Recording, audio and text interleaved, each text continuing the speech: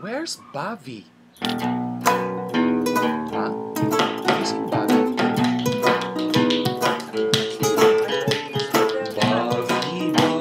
No, no idea. We can't read. Where's Bobby? Stop speaking, Bobby. Rufito, have you seen your brother? Bobby. Bobby. Bobby. Bobby.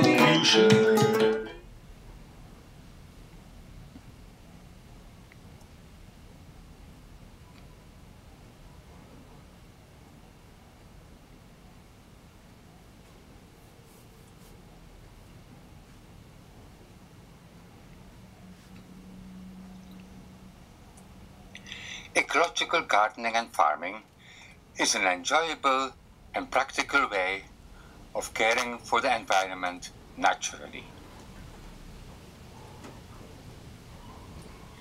It is more than simply organic gardening, because organic gardening only emphasizes organic fertilization and the absence of synthetic fertilizers and pesticides.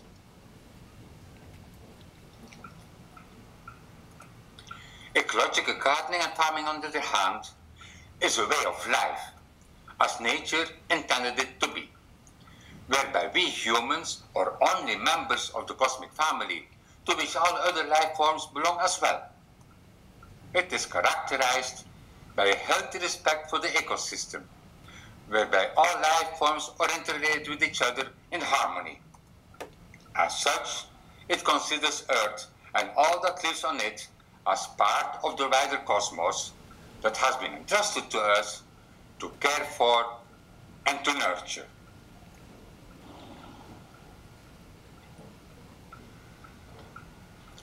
In ecological agriculture, we give special emphasis to the soil, which is alive and teems with soil life, to the building up of the soil's biological base through the recycling of nutrients, such as composting, manure, etc., to ecodiversity, which brings balance as nature intended it to be, to an integrated, balanced ecosystem where only natural processes are used, for instance, encouraging natural enemies instead of using pesticides, and to sustainability.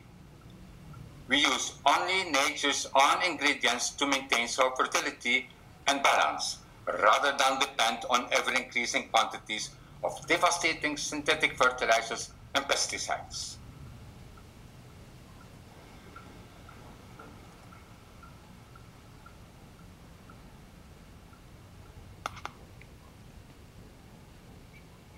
We cannot have a healthy baby without a healthy mother. We can also not have a healthy plant without a healthy soil, because our soil is the mother that nourishes. And when she goes sick, she cannot produce strong and healthy plants. So, what really is soil?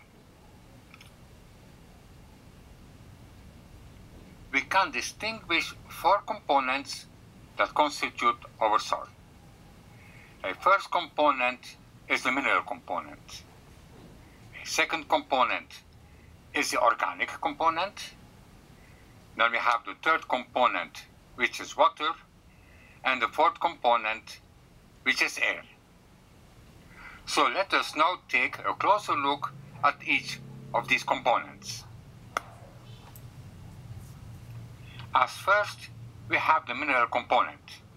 This component constitutes either sand, soil, which has a loose and permeable structure, clay soil, which is hard and cracked when dry and sticky when wet, or loamy soil, which is rich in biomass and has the perfect structure. The mineral component is that part of the soil that you know best, because it is that part of the soil that you can see and feel. It is made up of the materials we can find in about all kinds of soil: clay, sand, stone, gravel, and silt. In fact, The proportionate mixture determines the sort of soil we have. Soil with lots of sand we call sand soil. Soil with lots of clay we call clay soil. And soil with lots of biomass we call loamy soil.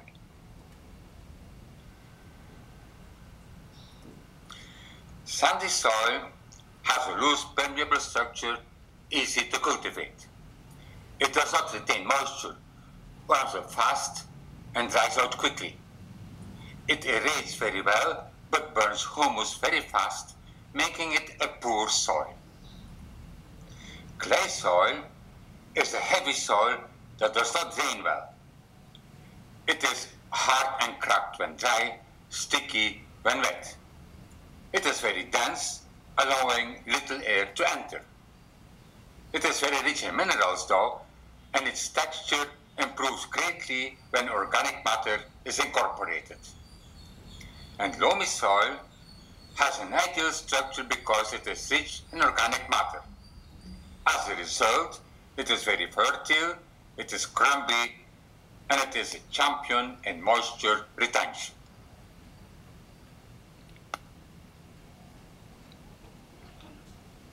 Our second soil component is the organic component.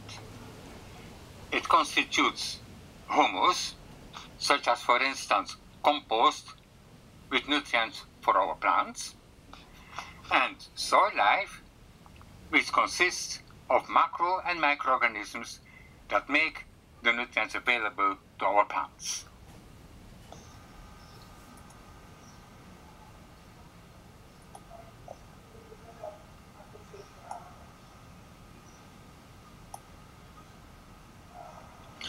Humus is responsible for a better soil structure. Roots can easier find their way in search for food and water. Humus also enables our soil to air better and to retain more water. Both air and water are important for the optimal growth of our plants. And humus holds large amounts of nutrients that do not easily wash away. We can maintain and build up an enormous reservoir of plant foods by regularly adding compost, mulch, and other organic matter to our soil.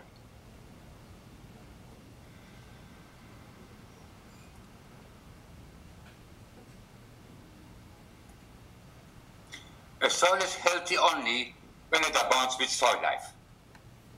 It is our soil life that feeds our plants.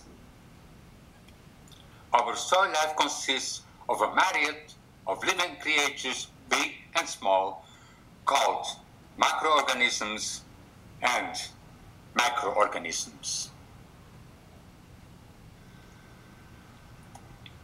These macro and microorganisms are responsible for breaking down and converting compost and other organic matter into plant food. We ecological farmers, therefore, feed our soil and its soil life, not our plants. These microorganisms and macroorganisms provide our plants not only with nutrients, but also with water. They prevent nutrients from getting lost, they protect our plants against pathogens, and they neutralize compounds that could inhibit the growth of our plants.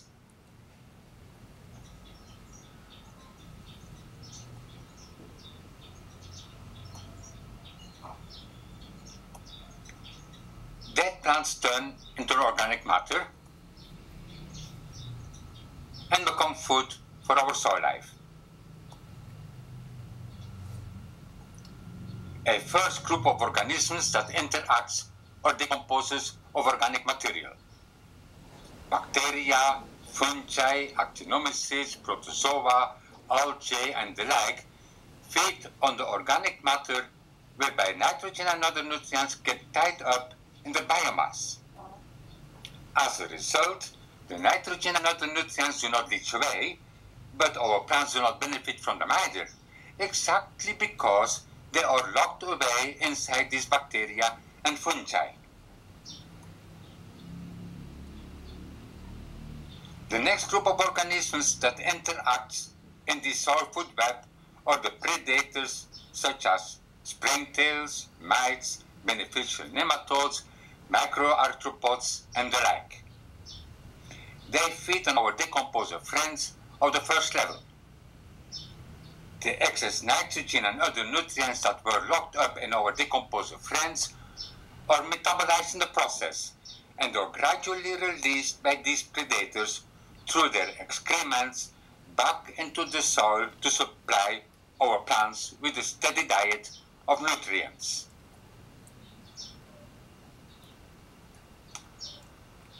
But the interaction does not stop here. A third group of organisms soon comes on the scene, the predators of predators, to which belong predatory mites and spiders, centipedes, ground beetles, earthworms, and the like, which in turn feed on our first level predators, the springtails, nematodes, microarthropods, and so on, thereby keeping their population in check, so that not all our first level microorganisms will be consumed in the process. Also in this process, nutrients are gradually released into the soil to supply our plants with a steady diet.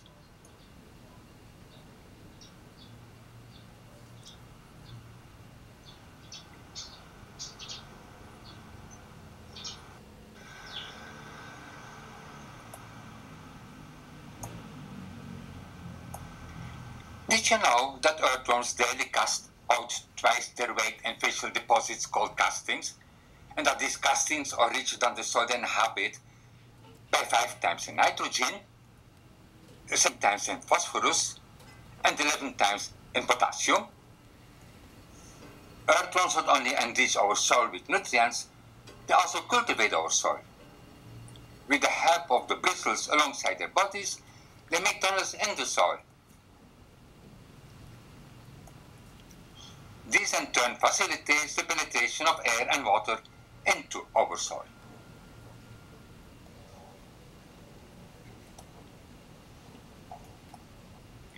The scientific name of this nitrogen-fixing bacteria is Rhizobium. By the way, did you know that 78% of the Earth's atmosphere is actually gaseous nitrogen? But it first has to be converted into usable forms before it can be utilized by living organisms. And that is exactly what our Rhizobium does.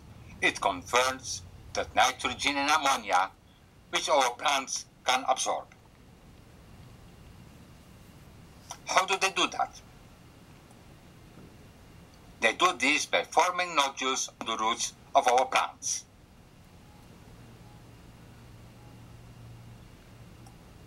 In return, our plants feed these bacteria that inhabit their roots. We call this symbiosis.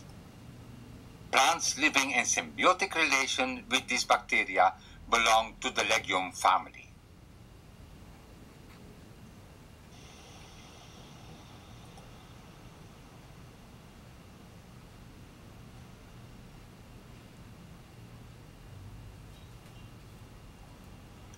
Herbicides or plant killers.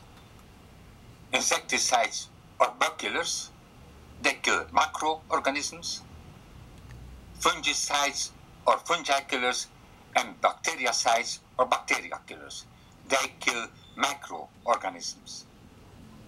The problem with these pesticides is that they kill indiscriminately. They kill the beneficial insects and microorganisms along with the bad bugs and harmful microorganisms. End result, our soil dies too, it turns acidic and unproductive.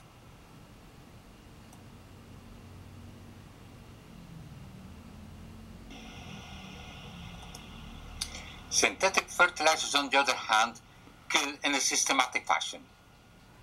And they do that in 2 ways. Microorganisms feed on organic matter, which they break down into minerals, not on synthetic fertilizers, since these are already highly mineralized. When synthetic fertilizers are used, no organic matter is added to our soil. Thus, no extra food for our soil life. End result, our soil life dies of hunger. And second, synthetic fertilizers are highly mineralized nutrients which are right away absorbable by our plants. Plants no longer need soil organisms to feed them. Hence, soil life shies away from our soil. End result, without soil life, the natural process of releasing nutrients stored in organic matter comes to a halt.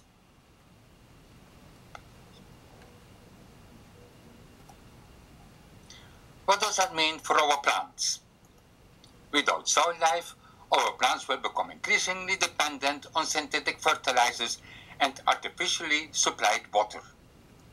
Without soil life, we will end up with plants that cannot tolerate water stress and low nutrient levels. Without soil life, there won't be any beneficial microorganisms to defend our plants against a wide variety of pathogens.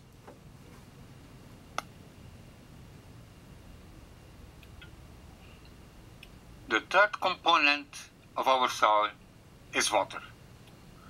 Water for our soil life in order to stay alive and do their work, and water for our plants to transport nutrients from roots to leaves.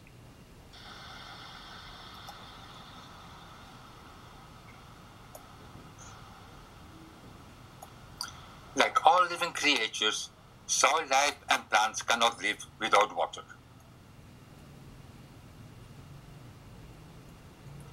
Water and sufficient air are the first important components that should be in the soil for our microorganisms to survive. Without them, our plant will not be able to absorb the minerals that are in the soil.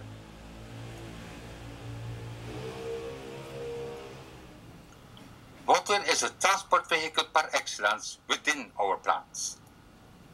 It transports nutrients from the roots to the leaves for production of sugars and starch.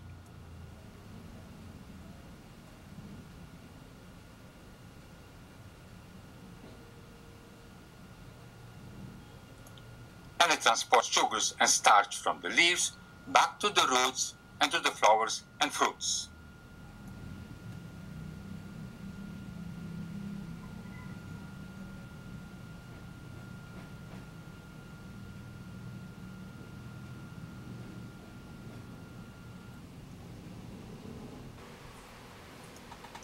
Where do our plants and microorganisms get their water from?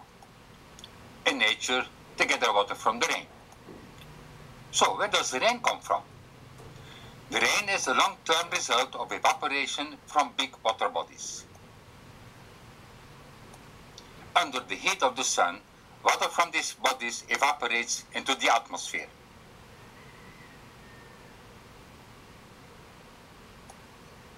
Where it forms clouds of water vapor. When these clouds cool off, the water vapor condenses and eventually precipitates.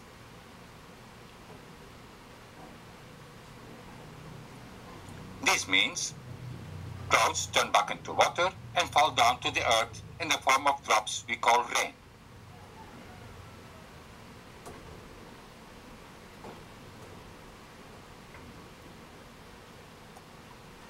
It washes away or penetrates into the soil.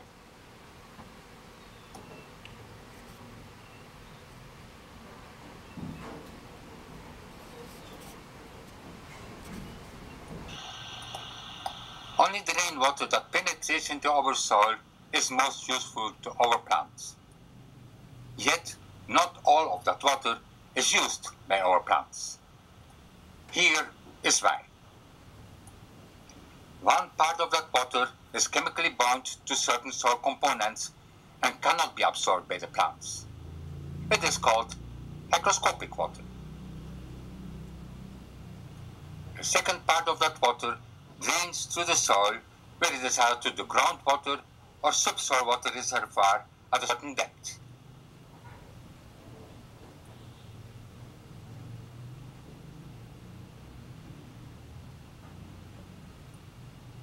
called gravitational water.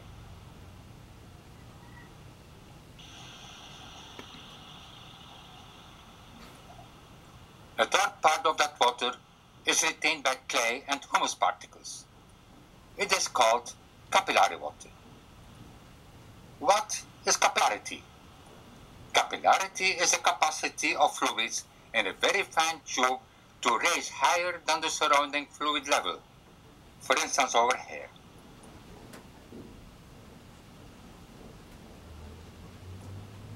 Similar tubes are formed in the soil through the linking of small cavities that are formed by clay and humus particles.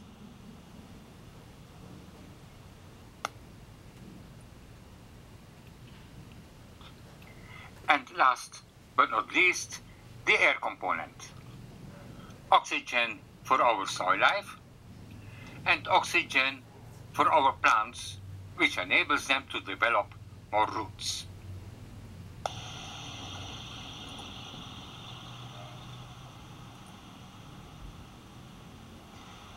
The other important component in our soil alongside water is air. Through the process of photosynthesis in the leaves, plants convert carbon dioxide and water into simple glucose. Carbon dioxide is absorbed from the atmosphere via the leaves and is taken up from the water in the soil via the roots. But oxygen should be constantly available in the soil because oxygen regulates the supply of carbon dioxide in the soil, and too much carbon dioxide would be detrimental to our plants.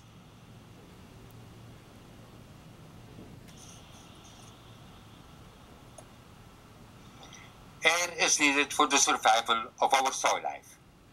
Without soil life, organic matter does not get broken down and decomposed. No minerals will be formed in the soil.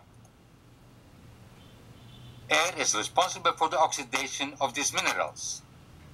Without mineral oxidation, plants cannot absorb these minerals. Air encourages the development of a more elaborate root system.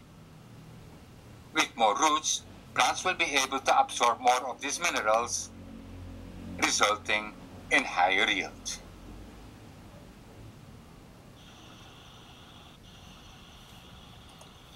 How do we get sufficient air into our soil? First, we prevent our soil from getting soaked with water by digging drain canals.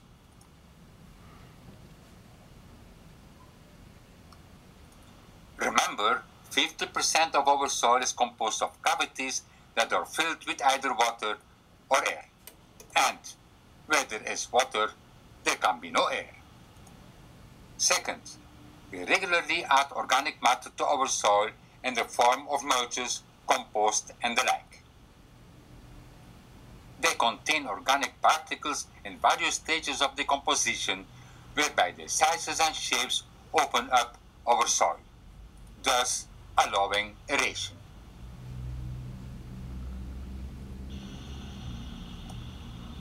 Third, we can stimulate our soil life, especially our earthworms. They are the most effective cultivators.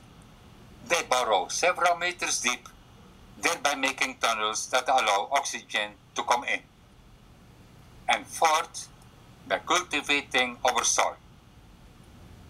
Take care, however, not to disrupt the natural balance between soil layers by mixing sterile anaerobic subsoil with fertile aerobic topsoil.